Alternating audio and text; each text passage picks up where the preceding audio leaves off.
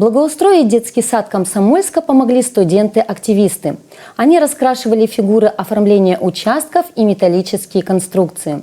Акция стала ответом на случай вандализма по отношению к остановочным пунктам города.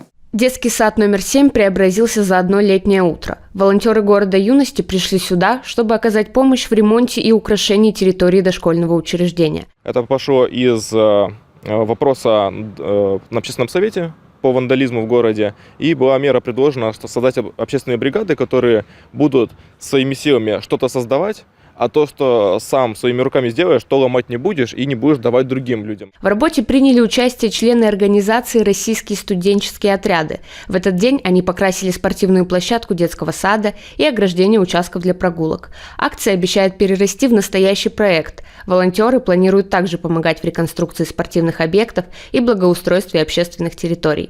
Анастасия Фролова, Олег Фролов для выпуска новостей.